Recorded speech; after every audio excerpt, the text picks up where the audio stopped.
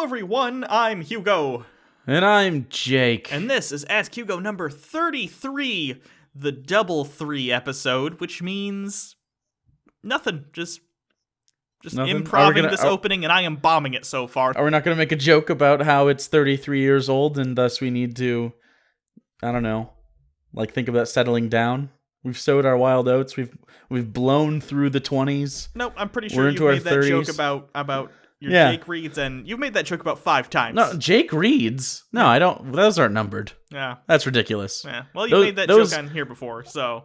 Right, I know. That's why the joke was that we've done it too much, but now you've ruined that too. Double bombed. Wow. Anyway, let's get to the questions. Hopefully I'll do better there than I will with the comedy parts. Aaron Mendoza, hailing from Hispanic places.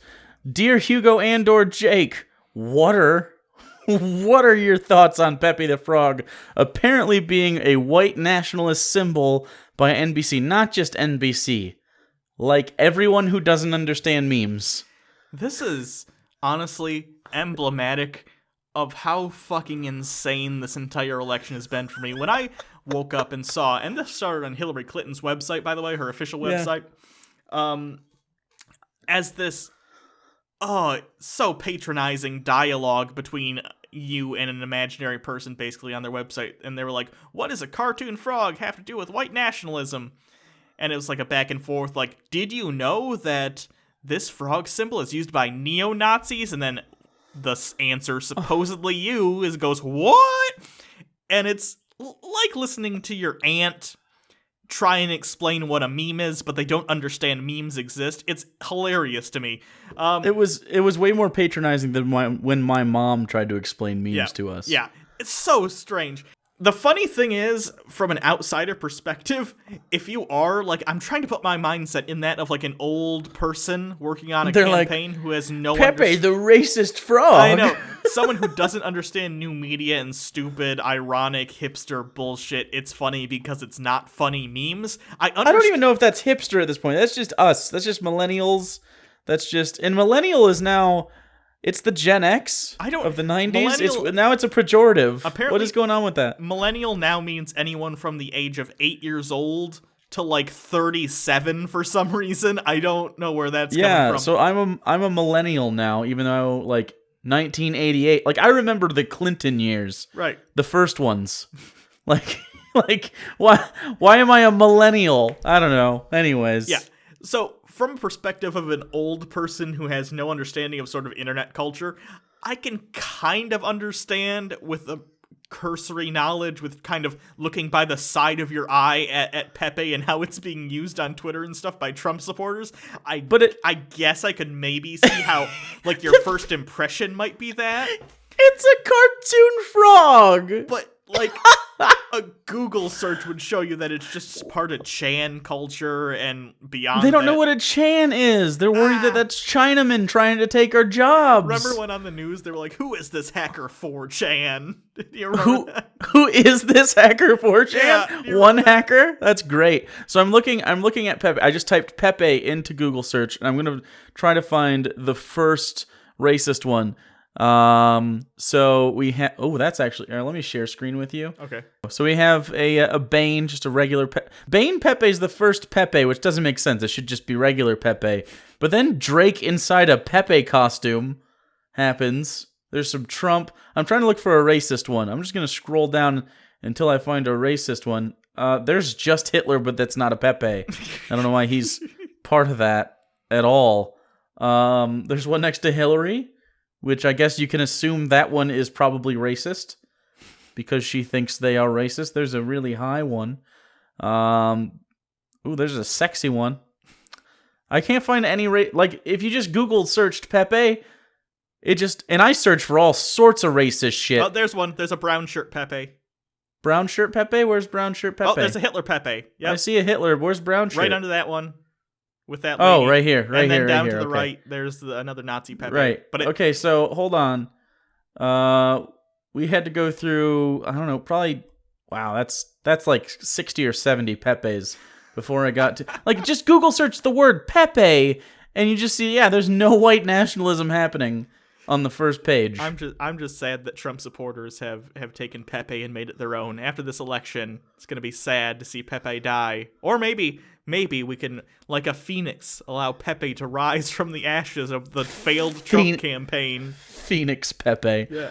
Oh, it doesn't get rarer than Phoenix Pepe. Did you see that the guy who invented Pepe is a Hillary supporter too? Isn't that hilarious? What the fuck, man? I know. The fact that memes... The fact that we're talking about Pepe in regards to a presidential election. I would rather be talking about the blowjob stuff. In the future, there's going to be a subsection in the chapter about the 2016 election about memes and meme magic, and it's going to be just fantastic. And someday our children will say, our grandchildren will say, Pop, do you remember the great meme wars of 2016? And I'll say yes. And then I'll say, but it paled in comparison to Meme War 2 of the 2050s. And that's where I lost my leg. And that's where I see my future going, so... I think it's interesting that you procreated in that fantasy. Yeah. The meme wars did a lot to us all. It changed a lot. Anyway. Jeroozy Dog asks Hugo, what kind of question do I need to ask to get on your show? A self-serving one. Yeah, that one, apparently. So, yeah. Gilly asks, Dear TBR, that includes me, hooray! Why do all the shitty $10... You put the dollar sign... You gotta put it before the figure. Anyways, why did all the $10 earbuds keep breaking after a few weeks of use? Is that a real question? Yeah, you just answered your own fucking question. Why do the shitty $10 earbuds break after a couple weeks? Because they're shitty and cost you $10. Spend fucking $30 once instead of $10 5 times, man. Yeah. Anyways, the Gym Tanker asked Hugo, I was in the Army for 25 years as a tank commander and master gunner. Let me stop you right there. Most times, I call bullshit when I hear the words tank and commander in a sentence, but your name's the Gym Tanker. I believe this person. Then the question continues, if you guys were in the military, what would you want to do? I would want to shoot myself in the foot and leave the military. I was just going to say, my ideal role in the military is AWOL, so... Yeah, no, fuck that. Johnny B, Dear Hugo/Jake. Wow, this is a big one. It's important, though. Trust me. I picked it. You can read it. I know you guys have touched on the subject of the Bible being taught in schools, but I have an interesting situation in my school that I would like to hear your take on. Basically, I go to a public school in North Carolina, and it has a Bible class. Now, they call it Old Testament. Now, I've never taken the class myself, mainly because I don't think the teacher would pass me after a semester of arguing with them, but I've had homeroom in there enough times to see the material they're teaching, such as diagrams of Noah's Ark, books on intelligent design, charts of genealogy, etc., etc. You could still try to make the excuse that maybe they're teaching it secularly until you see student-made posters in the hallway with lovely handwritten headlines like, Repent, repent, repent. Jesus suffered for you. Gays destroy nations. Remember Sodom? It's like Got Milk, but like about anal. Jews killed Jesus, and Jesus loves you, but that's not in caps, because Jesus respects you, even over the internet. Along with a printed out message of the Bible and either a picture or a handwritten paragraph about the student's interpretation of the passage. If you don't believe me, I'll take pictures of it and link them to this comment when they put up the poster later in the semester. The reason they get away with all this is because the class is privately funded. The class specifically is privately funded? That's interesting. Yeah. However, that only pays for the teacher and supplies to their use for the school facility is being paid for with tax dollars.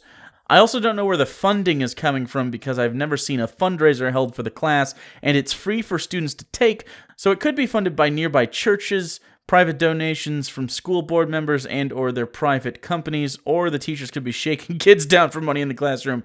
IDK. I doubt it's a shakedown. It's probably more of a, if they're doing that, it's a donation jar thing.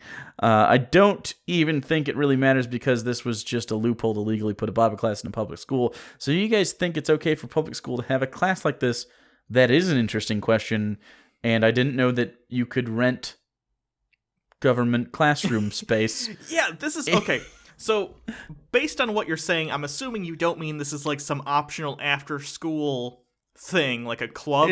It It's sounds a like you're saying, credited elective class? yeah, if that's the case, does not sound cool. And actually, someone responded to you, and you responded to them saying you didn't want to deal with legal shit because you don't care that much. If it's how you describe, I would genuinely consider on your own time, maybe anonymously via email, contacting the Freedom from Religion Foundation or the FFRF, sending them some pictures of this stuff. And something as simple as them sending a cease and desist to the school could be a pretty big deal. Like, okay, for the record, on the screen is a Twitter account. Andrew L. Seidel had drinks with the guy before. He probably doesn't remember because we were small news back then. But he is a civil rights and constitutional attorney at FFRF. Does tons of this shit, taking care of tons of cases. So contact him through the Twitter with this. Like, you can just take a screenshot of this right here and get it to him. And it doesn't cost you any money, and you're not outed specifically. He and the FFRF probably are interested in this. Yeah, that's a pretty big... It sounds like they're trying to... Because clearly, if they're doing it privately funded and trying to do this as a loophole, they know what they're doing isn't cool, but they're trying to get around it. Maybe sneakily. But honestly, it's still not cool. Also, if they're putting posters in the hallway is not rentable. Yeah. The hallway is public space inside there, so they can't put these shitty fucking posters out there. Yeah. And also, I'm not sure that you can lease a classroom and count it as a credit in a public school setting. I'm like 99% sure you can't. Just because the teacher is privately funded off school premises. Like, they don't cut a check to that teacher through payroll. But, I mean, if you're doing it just with a middleman, then yeah, that's fucking... that's not right. I'm sure that person is still held to standards within the school system as well. Yeah, so I don't know, definitely contact the FFRF and see what they think about it. And I know fishy as fuck. Even if you because that's not a club. Right. If it was a club, it would be legal. Even if you don't think like it's worth your time, please do it for other people's sake and to show that places, especially in areas like that, like, hey, you can't do this. People are going to call you out on it. You don't get away with this just because the people around you mostly agree with your bullshit, okay? Right. And I would like you to contact them because I don't have enough information to make this work. So I could talk to just tell him that we sent you there, and he's aware of us enough to at least read your shit. Yeah. Also, he's very interested in this kind of stuff. So seriously, definitely contact him. Chris French says, Hugo, I'm in some deep shit and need your advice. Uh-oh. My parents and my sister are taking a vacation to see the Creation Museum and the stupid fucking ark they built. Normally, I wouldn't care. My parents know I accept evolution and we've sparred over the topic before, but they asked me to go anyway. I was down to enjoy free food and silently laughing at their expense, but now I've learned that this trip is for my 4-year-old niece, and now I realize what I'm about to witness, the indoctrination of bullshit creationism. Religion, that's fine, she's not my daughter, but creationism is just so obviously retarded, and I feel like all the respect I had for my family is draining away. I want to intervene, sit them all down, and give them a dissertation on the facts. Also, part of me wants to go with them, then debunk every goddamn thing they look at as we go through the tour. Either way, I'm worried this is going to ruin our relationship. Help, please. You gotta take the bullet on this one. You got nothing going on here. Yeah, the thing is, as shitty as it is, indoctrinating your kids isn't like illegal. Like, they can totally teach them whatever bullshit. They could teach them that ghosts give you blowjobs. Yeah. Like in Ghostbusters 1. Yeah, that's a documentary, though, so that's totally valid. It sucks. It sucks. I totally get it. And you can go and you can try and contextualize, but at the end of the day, the parents are just going to be pissed at you. Yep. Like, a lot. Yep. They might even tell you to leave. Honestly, from what I've heard from some of the people at the Creation Museum, if you start trying to disagree with what they have there, they might even tell you to leave. Cool. It sucks. The best you can do, she's 4. It's not going to get in there that, honestly, at 4, it's not going to make that big of a difference. They're kind of retarded. They still eat boogers and wipe shit on the walls. The best thing I think you can do is just as that child grows up, be there to offer a different perspective. This isn't going to be a one day you're going to go to the museum and smash what the parents are telling her at 4 years old and she will forever, understand evolution. Not going to happen. The way you need to do this, and I have experience with this. The other day, one of the kids came back from their grandparents, and they started talking to us as we were driving down the road in the car. and some relative who no one knows had died, and she said that she's gonna go be with the angels now. And we both look, because we don't teach that shit at all, obviously. And so we look and we're like, okay, so who told you that? And she goes, Grandma told me. And we're like, okay, so what's an angel? And she goes, well, I don't know. They just live in heaven. And we're like, okay, well, what's heaven? She's like, where you go when you die. And we're like, okay, so you're dead and then you go to a place? Does that make sense to you? And she's like, well, no, that doesn't. And we go, well, what do you think happens when you die? And she goes, we're just dead and then we go into the ground? We're like, okay, so what Grandma told you, does that make sense to you? Because if it does, we'd love to hear it. And she goes, no, but Grandma's really old. So, like, if you just ask that kid questions, if you get some one-on-one time, I mean, the kid's going to work itself out anyways. That person might grow up to be a creationist no matter what, just because they're raised in that family. I mean, it's not your kid. Yep. But if you want to try, it's best not to be overt about that. It's best to just have a conversation with the kid and skip the parent step altogether, because you're not going to convince them. You could make the kid think, though. Don't assert, just ask. And it could work out. Who knows? That's the best you can do. Other than that, you're in for a huge fight, and that's just bullshit you don't want. Yeah. Enjoy the free food, take pictures, share it with your friends online. It's fine. Fallen Angel 3 billion or something. I'm pretty sure that's 300,000. For the next Ask Hugo, it's this one now. I'm a junior in high school looking at colleges. Do you think as an atheist I should avoid schools with a religious affiliation so I don't have to deal with potential drama, or should I stop limiting myself? P.S. Love your show. I want you guys so much I probably won't make it into college, but I'll still just ask in case I pull it off. That's great. Yeah, you're probably fucked. I'm sorry. When you say religious affiliation, do you mean like a specifically private religious school, or you just mean I'm going to say like places like BYU. Yeah. Or do you mean like just a school that's really old and as such, because it's so old, has its roots in religion? Because a lot of old schools... I mean, Notre Dame is still Catholic by nature. Yeah, but that doesn't mean the school itself is teaching from a religious perspective, and that's the difference. I'd say as long as it's like an institution I mean, Texas Christian University. I mean, there's lots of different places that do have a Christian slant and openly. Right. But a lot of those are pretty good schools that you can get good degrees from. Honestly, for me, I would go to community college first, because college is a scam. That's a strong word to use. College, here's what you're doing at college. You're getting a piece of paper that's basically a permission slip to go to interviews. And I'm not lying, it's not going to get you a good job right off the bat, but it'll get you in the door. So if that's what you want, college is for you. And it worked out for a lot of people, but also it fucks a lot of people. So this decision, I would pick what you're going to be most happy at, and that has, like, you think your major is this now, but maybe, say you're going into biology, and you're like, school A is a little religious, but has the best biochem in the state. But also think, what are its tertiary majors? Like, where do they rank for you?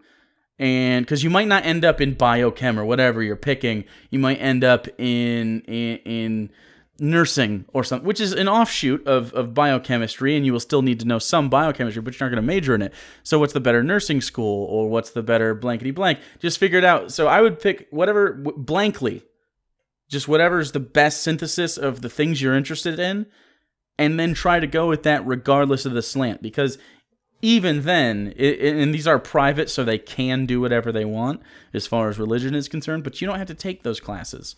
And if it turns out it's not good, then you could be like, yeah, fuck off, you're not teaching me shit. Sure. And transfer.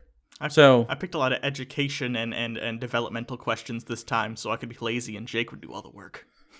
Sure, what's your opinion?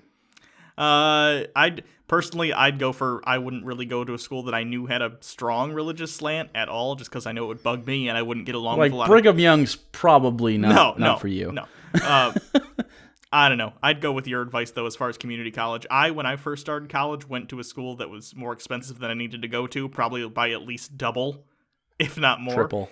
Just triple. And I'm still paying that off, like, which is retarded. I don't have any loans whatsoever. Yeah. So just go to a school for the first 2 years that gets what you need to get done. Get your essentials, your basic Englishes and maths. Oh, there's a lot of stigma attached with community college, and the reason there is because their dropout rate is super high because it's community college and it's like you can test it for cheap. Yeah. But like people with community college degrees do just as well as people with 4-year degrees at one school. No one, like all you gotta do is transfer that out. So don't worry about that. I would go to the cheaper option. No one sure. cares where you Unless spend you got a full your first ride. 2 years. They care where you graduate. So right. That's No. Yeah. Anyway, like I was gonna have an associate's from a community college plus another year there that worked towards my bachelor's at another, and then I was gonna get a master's from a totally different one. And I could still do that. It's not. You don't need. It doesn't matter. Just go to a community college if you're not getting a full ride. Seriously, best advice. Also, if everything is equal, choose the one with the best cafeteria. Good luck to you, though. For real, seriously, college can be rough. It was not for me. I sucked at it, but yeah, I guess it worked out. I was fine at it, but this is better. Eddie R. Hugo, my best friend passed away this weekend. I'm sorry to hear that. September 17th specifically. And I was wondering, is it all right to feel very little about it? And as an atheist, how should one deal with death at all, personally or someone close? This is a very malleable answer. Yeah, it's an interesting question. I'll let you hit it first, but I definitely want to answer this. Now, I have been fortunate enough where I haven't had any friends around me die. No, I thought you were going to end there. Like, just in general, I just don't have friends. No. But even recently, I've had some family members die. And I found myself not feeling a lot about it, at least not as much as the other people around me, for sure. And even now, I forget sometimes that they have died, and then I'll think about it like, oh yeah, they died, didn't they? And that's just how I am with things, at least people I'm not, really close to, but that's just because I have very few people around me who I'm very close to. I have a couple. I have my girlfriend. I have probably Jake. That's about it. And then, Well, I mean, you have some tertiary people, but there's very few people on the inner circle of most people's lives. Right. So I tend to, at least the people that I have lost in my life who have been family members, I haven't felt that much for. And I think that's a reasonable response. I don't think you should ever try and feel something that you don't. Now, there's a difference between genuinely not feeling that much deeply and suppressing how you feel, and that's not healthy. But if your actual reaction to that situation is more contemplative and not emotional hurt, that's fine. That's just how you process things, and there's nothing wrong with that. I don't think you should ever feel pressured to feel something you don't, or feel a certain way when you don't, if you don't. Now, that said, maybe you should look inside yourself and say, Is this how I feel? Why do I feel this way? What was the relationship between me and this person, and what does it mean now that it doesn't exist? And that's fine. That's a reasonable way to get through your emotions if that's how you process them one way or another. I just think you shouldn't feel bad for feeling the way you feel. Yeah, definitely. Like for me, death doesn't really affect me that much. Like, I lived with, I had moved to Florida and then moved back, and for a short time I lived with back at my mom's house, and my brother still lived there. I mean, I was like early 20s, and my brother's girlfriend also lived there. She died in a car accident while we all lived there, and I mean, they were together for like a year. It was a long time for a 20-year-old kid, and or maybe he was 19 at the time, and I just remember feeling hardly anything for her, even though I genuinely liked her, but just feeling bad for my brother. But I never cried. Like, I never was torn up about that. It was just like, that's a thing that happened, and it sucks for him. Yeah.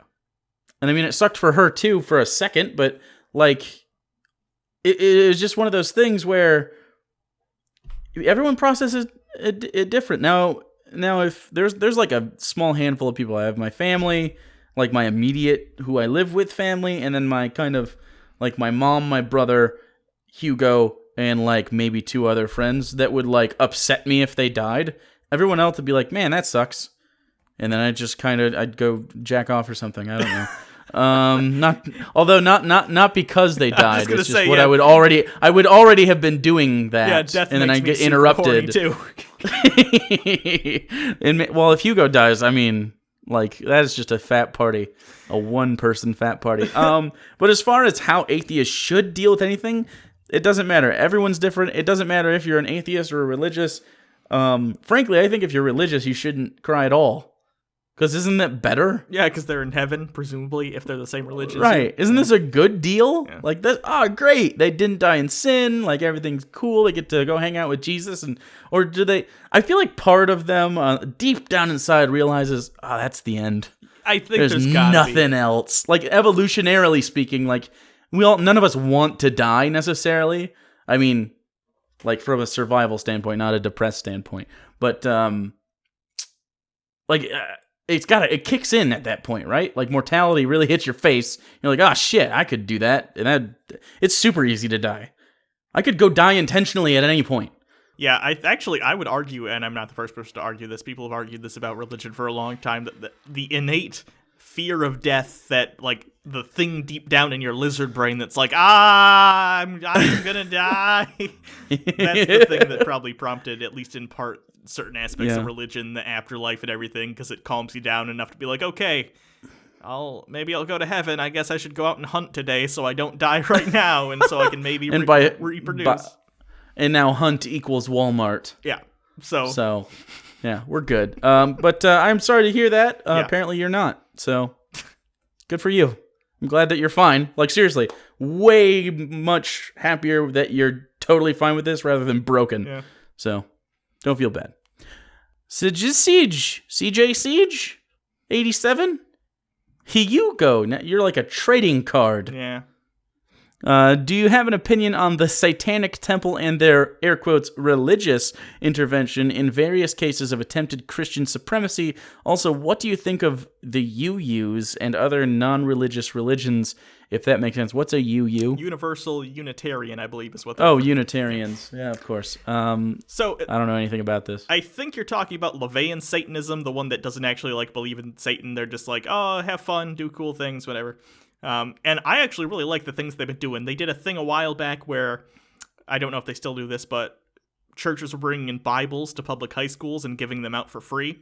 So they basically said to the schools, okay, we're Satanist because you're allowing the Christians in here. You have to let us in here because of, separation of church and state.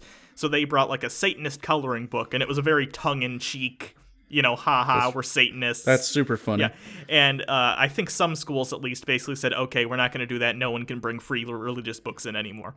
And they've also done a couple things at, like, city hall meetings where they would always start with an invocation as a Christian prayer. And they've said, you have to let us do that. This has happened at some football games as well in public high schools where they try and start with a prayer. Satanists came in, said, no, you have to let us do it too. Basically, they're just showing, hey, it's not cool to do this because not everyone is the thing you are. If you allow one, you have to allow any and all other religions to do so as well. Right. It's kind of like when you bring candy into the classroom and then the teacher asks, do you have enough candy for everyone? And if you say no, you're not allowed to eat the candy anymore. Yeah, unless you're that cool kid who saw it coming and did bring it all in, and then the teacher's like, that happened to me once. Yeah. That totally happened to me once. Yeah. It was Twizzlers, so I didn't care because Twizzlers suck. But I had them for Halloween. Yeah. Twizzlers are gross, though. Fuck that shit. Anyway. Red Vines are worse, so if you have to choose Twizzlers, a bunch. So, I think it's cool what they do in that regard. I like anyone who's trying to make the country and our public institutions secular. As far as universal Unitarians, what they are, as far as I could see, I've heard of them before, but I've never really looked into it. So for this question, I looked it up, and basically, it started out as a very, very liberal Christian thing, but even now, universal Unitarians are even maybe less Christian than that, where it's basically a church where the idea is that you come together, and it can be full of agnostics and stuff too, and it's just the premises you try and grow spiritually, philosophically, whatever that might be. Like, it's a step sort of between a church and a atheist church, that thing that they do, the Sunday assembly people thing. that go to Whole Foods. Yeah, sure. So it's kind of like, the people who are like, I'm not religious, but I'm spiritual. Kind of like that. Whole Foods. People that go hiking and, like, have the water bottle hook up to their backpack and take pictures. You know that picture that where the girl will be in front and they hold hands and the guy takes pictures? That's those people. Sure. So, yeah, just go be a Unitarian. Who cares? You're just a douchebag, but you're not, like, a harmful one. Dwight from The Office, the actor who plays him, he's one of those. No, he's Baha'i. Oh, is he? It's similar. He thinks every religion's true or something, right? Baha'i, well, I don't know if that's what that means, but Baha'i is religious in that souls and stuff like that. But it's not like hateful in any way. It's pretty benign, but it is spiritual. It's woo-woo mumbo jumbo. Yeah. Basically, he's incorrect, but he's like harmlessly incorrect. Yeah, I'm okay with anyone doing any. If you're like spiritual or believe like bullshit, I don't care as long as you're not hurting anyone for the most part. Right. You can totally believe incorrect bullshit. We don't really care until you ask ghost questions. Hey, Hugo, a mildly jovial greeting to you too, Jake. Thanks, Tom Langford. And sad Bill Nye. My girlfriend is very intelligent and perceptive person. However, she strongly believes in the existence of ghosts. It's like I foreshadowed this. I have a feeling that she knows that there is no evidence and only believes in it because she is terrified of there being nothing after death. My question is it okay for someone to believe things that they have no good reason to believe if it doesn't affect other people and it makes their own life happier? Pretty much. Do they have the is it okay? Yeah.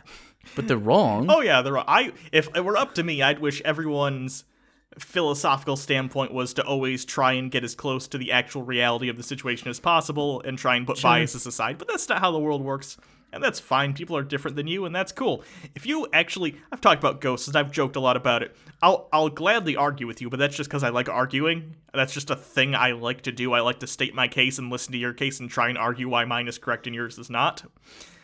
But at the end of the day, if you believe in ghosts, as long as you're not an asshole about it and don't call me like dumb for not believing in them, that's fine. You're wrong, but it's fine. And as long as it doesn't bother you that your girlfriend believes that and it makes her feel better, that's also fine. As long as it's cool with you, it'll be fine. And that is what it is. I'm pretty chill at the end of the day, believe it or not. I don't really give a fuck what you believe. As long as you're not hurting anyone. I don't care. Like, the only thing that annoys me about that is when you challenge someone on that, or they are challenging you on your lack of belief in that. They get super butthurt and mad at you. Yeah. And it's like, nah, you're just dumb, though. Like, it's fine. You can totally be wrong. I don't care. Yeah. But you're wrong. And that's okay. They don't like to hear that, though. Anyone. No one likes to hear that they're wrong, but it's okay. All right, so that's actually the end of the questions for this month, I guess. I think I do this once a month now. That's not bad. Sort of. Almost. Kind of. Yeah. We try. So by the way, this week was supposed to be a normal upload week, but I legit lost internet for like 2 days. Yeah. Because, true story, a squirrel ate through the cable inside the internet box at the end of my street, and me and 66 other people lost service for 2 days. It was like living in Nigeria. I will probably tell that full story on the Patreon hangout. Okay.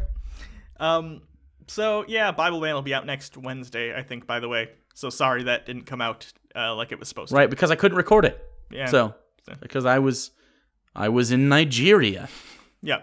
If you didn't see, we also did an update video on the lawsuit. So they did officially get served, and we will have updates as they come when we can give them to you. But the court case is moving forward, and I'm very excited about the whatever's going on. And all the details are over there in that video.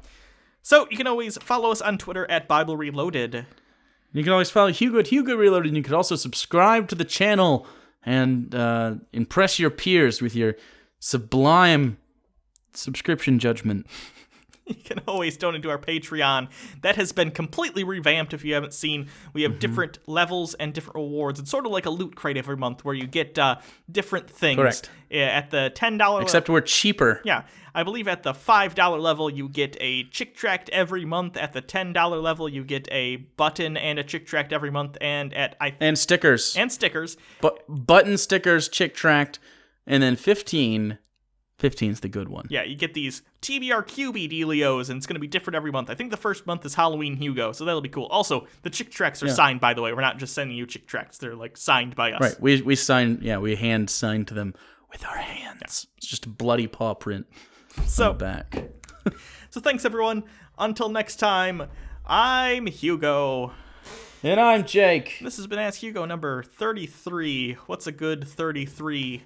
Is there a 33 joke? Are numbers jokes? Is this working? Does this count? No. No? Abort. Abortions are funny? No, just abort from... Abortions. Isn't it funny when you scoop like with a like one of those ice cream scoopers, but when you pull the lever, it does that thing where it scrapes out the inside, so it's clean for your next scoop. No, I'll delete that. I'm not